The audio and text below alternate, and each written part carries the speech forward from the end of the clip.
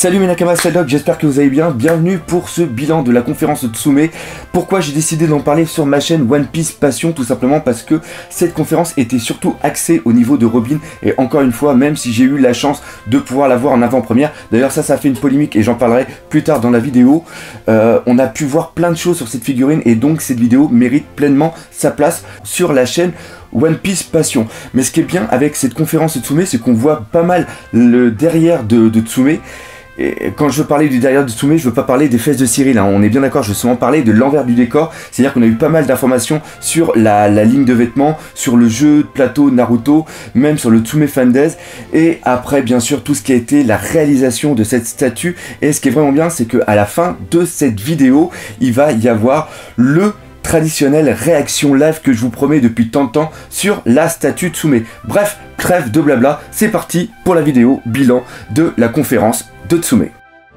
Le défaut de cette conférence, ça a été au niveau de Twitch, le lag. Ça a été assez chiant, même si on avait une bonne connexion. Moi, personnellement, j'ai une très bonne connexion ici au Québec. Et ben, parfois, ça laguait. Mais ce qui est vraiment classe, c'est qu'ils ont su rebondir sur ce problème. C'est-à-dire que au bout d'une demi-heure, trois quarts d'heure, quand il y a eu beaucoup de personnes qui se sont plaints des lags, ils ont décidé de rebooter un petit peu le système. Et après, personnellement, moi, je n'ai eu aucun problème là-dessus. Donc, les lags, c'est le seul point négatif que j'aurai sur cette conférence. La première chose qu'on attendait vraiment des informations, c'est par rapport à la spéculation qu'il y a autour des statues Tsume. Tsume est victime de son succès, malheureusement, et il y a certaines statues qui sont en édition très limitée, qui sont achetées par des enculés, on va dire le mot tel quel, parce qu'il n'y a pas d'autre mot, qui vont acheter au moins 10 figurines, enfin 10 statues, qui vont les garder, qui vont les revendre plus tard à des pauvres fans qui ont malheureusement loupé les précos. Et là-dessus, je sais que pour en avoir parlé avec lui, c'est un truc qui casse énormément les couilles à Cyril, parce que Cyril est quelqu'un de passionné et il voudrait justement que le plus de monde possible puisse avoir ces statues, et il va mettre en place, il a commencé à en parler, une sorte de charte pour les magasins mais aussi pour les fans, pour éviter justement qu'il y ait des gros, et je réitère mon mot, des gros enculés de fils de parce que maintenant j'irai peut-être pas aussi loin, qui spéculent sur le dos de pauvres fans qui malheureusement n'ont pas eu le temps de faire les précos. Et ça, j'en parle parce que je suis bien placé pour le savoir, parce que je suis dégoûté encore une fois d'avoir loupé la préco d'Ayola. Après, ils ont aussi parlé de la ligne de vêtements, et là il y a eu deux vêtements qui étaient absolument superbes. Il s'agit par rapport à la licence Berserk. J'ai adoré les t-shirts polo avec des sortes ça fait comme des armures, comme des épaulettes d'armure. C'était vraiment classe. L'inconvénient, c'est que j'ai pas pu faire de screenshot parce que c'est à ce moment-là que mon PC, que ma connexion a commencé à laguer. Mais je trouve que les t-shirts qu'ils font sont vraiment de bonne qualité, et ils font des efforts pour faire quelque chose d'original. Donc là, encore une fois, un gros bravo. Durant cette conférence, ils ont aussi parlé des deux conventions, expositions qu'ils ont fait, une à Cannes justement et une autre à Épinal. C'était surtout des trucs par rapport à des jeux de société, et donc ils ont pu mettre en avant leur jeu de société sur Naruto, que personnellement j'ai pas encore joué, mais l'univers de Naruto m'intéresse moyennement, donc j'irai pas. Et en plus ici au Canada, il n'est pas disponible, et là en un sens c'est vraiment très bon, car ça va me permettre de rebondir sur quelque chose. C'est-à-dire que je crois que, je sais plus si c'est à Cannes ou à Épinal, je crois que ça doit être à Cannes, il y a directement quelqu'un qui les a contactés, qui était intéressé par le jeu, et il va le publier en Amérique du Nord en version anglaise, donc ça c'est vraiment super cool. Mais il va aussi y avoir une version italienne, portugaise, espagnole et aussi allemand. Et ça c'est vraiment dingue, car encore une fois c'est un jeu que eux ils ont créé, et ça commence à avoir de l'aura mondialement. Et comme on sait qu'il y a aussi un jeu qui va être fait sur Terraform Mars et aussi sur Dragon Ball, par contre celui-là je l'attends avec beaucoup d'impatience. Encore une fois, ça montre qu'ils font pas de la merde et que ça intéresse les trucs. Par contre, quand ils étaient lors de ces éditions, ils ont fait voir une grande table où il y avait vraiment le plateau géant de Naruto avec justement les pions. C'était les extras, et il y a des gens qui ont demandé si c'était en vente. Donc ça pareil, ça c'est un truc qui est assez drôle de voir que certaines personnes sont capables de vouloir acheter une table aussi grande. Je ne sais pas franchement où ils peuvent la mettre. On passe à la suite.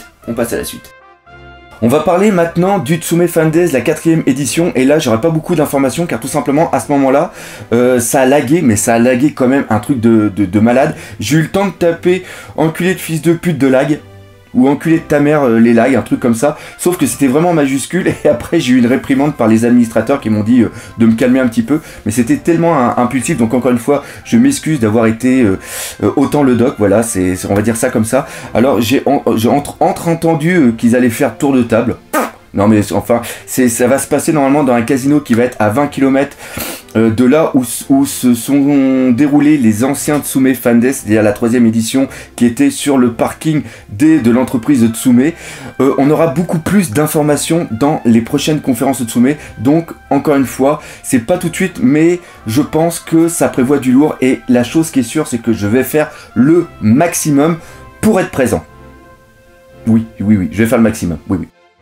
Maintenant, on va parler de Robin qui est absolument génial, et ça a peut-être été aussi l'autre défaut que des fans d'autres licences que One Piece vont avoir par rapport à cette conférence. C'est-à-dire que certains ont pensé que ça allait être exactement comme la première conférence qu'il y a eu, c'est-à-dire plein d'annonces, tout le monde attendait la future annonce sur Dragon Ball, sur One Punch Man, voire peut-être des petits teasers de trucs, et il n'y a rien eu du tout. Tout s'est vraiment concentré sur justement One Piece et Robin. Il y a eu une annonce à la fin, vu qu'on a dépassé les 5000 viewers, c'est-à-dire que on a eu un teaser de la prochaine de Naruto en HQF, et voilà, donc beaucoup attendaient surtout Dragon Ball, je pense, et il y en a beaucoup qui ont été pas contents, mais moi personnellement j'ai été aux anges car j'ai pu revoir ma petite Robin. Alors, beaucoup de choses à dire sur cette statue. Premièrement, le fait que j'ai eu la chance d'aller la voir en avant-première. Je sais que ça fait plaisir à beaucoup de personnes, mais il y en a beaucoup qui m'ont craché, qui ont craché à la gueule de Tsume, qui ont craché aussi sur ma gueule, me disaient pourquoi toi tu as le droit. Premièrement, je suis en contact avec Cyril parce que j'adore ce qu'il fait, tout simplement, et il a été énormément gentil de m'offrir une statue, la statue de Usopp pour mon musée. Et encore une fois, c'est une statue qui sert à faire des essais-casses. Donc la statue a quelques petits défauts comme vous avez pu le voir pour ceux justement qui suivent mes vidéos. Et deuxièmement, Cyril est un mec qui est hyper fan de tout ce qu'il fait, il est hyper fan de toutes les licences sur lesquelles il travaille, et en gros, ce qu'il a fait, c'est qu'il a fait un cadeau d'un fan à un autre fan. Moi, j'habite au Québec, je me suis déplacé exprès pour aller à la Medinasia, et il m'a dit, bah justement, vu que tu te déplaces, ça me ferait super plaisir de te voir, et en même temps, tu pourras regarder la statue de Robin. Voilà, c'est seulement ça. Ce n'est pas quelque chose de commercial, ce n'est pas quelque chose de mercantile, ce n'est rien du tout. Et c'est pareil, les autres statues Tsume, je les achète. Celle de Goldorak, je me la suis achetée. Celle de Robin, je me la suis achetée. Et d'ailleurs, j'ai bien fait de la préco. Je me suis pas fait niquer la gueule comme celle d'Ayola, où j'ai décidé de réfléchir durant la nuit et après j'étais complètement en sold out. Parce que là, au moment où je fais la vidéo, c'est-à-dire à peu près 1 heure après la conférence, il n'en reste plus que 100. Donc ça montre que même si elle est à 4450, excusez-moi, 450 € et qu'elle est à 1800 exemplaires, il y a plein de personnes qui jugent le travail que fait Tsume absolument extraordinaire pour même pas réfléchir et directement l'acheter. Donc voilà, donc encore une fois les gars, bravo, et Tsume, les fans, que ce soit les peintres, que ce soit les sculpteurs, j'ai parlé avec eux, c'est des gros fans.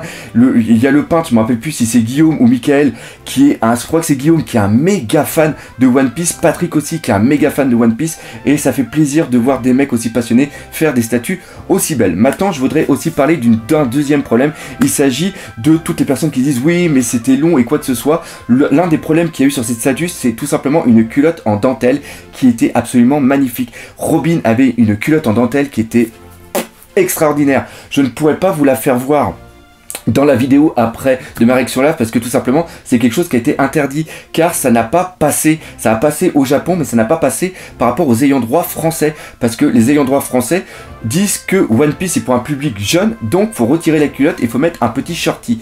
Et je trouve que ça vient complètement un tout petit peu dénaturer la statue, surtout quand j'ai vu la culotte, comment elle était d'une beauté. C'était pas vulgaire, c'était vraiment, c'était sensuel et ça représentait parfaitement Robin, cette femme fatale. Donc voilà, ça c'était le petit message. Maintenant, je sais que vous l'attendez tous cette vidéo, et encore une fois merci à toi Josh de m'avoir pris de l'aéroport de Belgique pour m'amener jusqu'au Luxembourg. Un gros merci.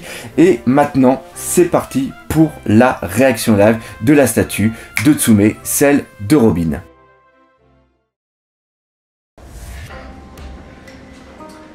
Ok, on va voir le trésor.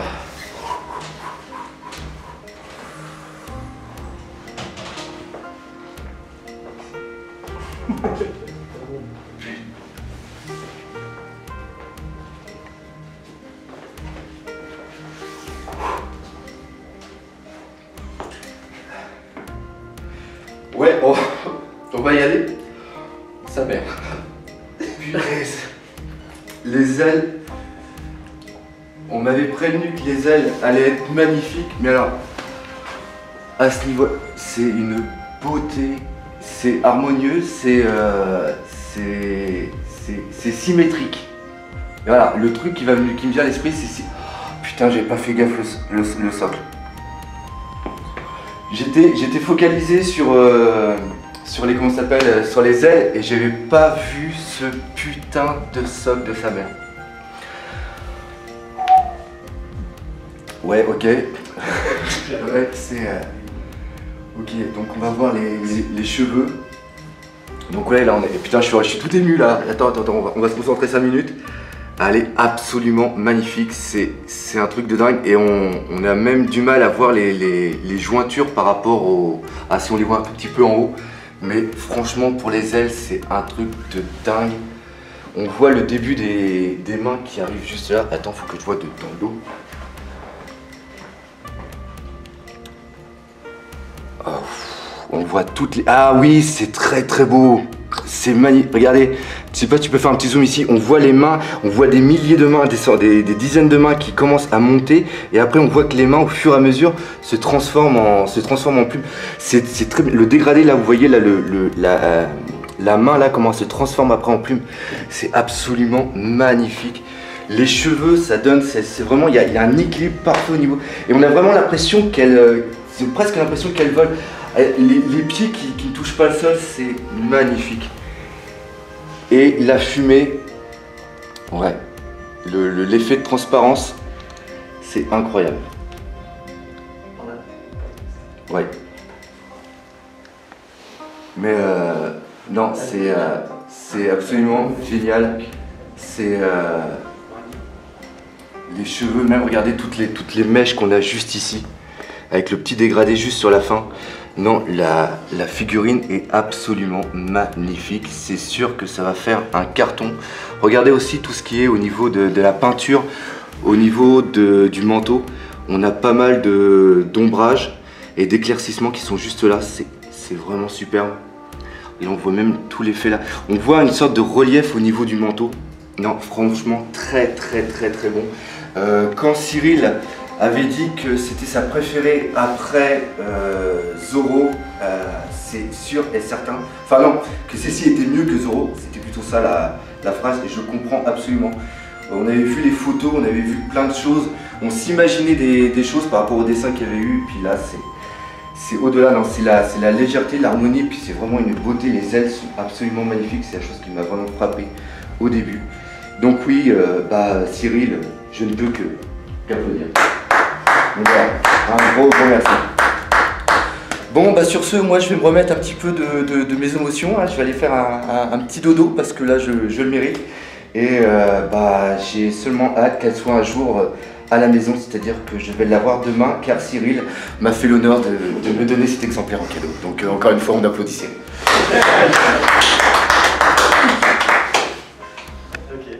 Donc voilà, j'espère que vous aurez vraiment apprécié cette vidéo. Encore une fois, merci Cyril de m'avoir permis de voir la statue et pour le travail que tu fais. Je sais, ça fait vachement lèche-boule, mais putain, c'est vraiment ce que je ressens au fond de moi, voir toute la passion avec ton équipe que tu mets en place. Putain, je te tire un méga chapeau. Voilà. Donc maintenant, cette vidéo est maintenant terminée. Ça fait plusieurs fois que je dis maintenant. Ouais, ok. Donc cette vidéo est terminée. Comme d'habitude, si vous l'avez aimé, n'hésitez pas à la partager, à parler autour de vous, laisser des commentaires et défoncer la gueule de ce putain de pouce bleu. Et nous, comme d'habitude, on se dit à bientôt pour de nouvelles aventures One Piece. Allez, salut mes nakamas.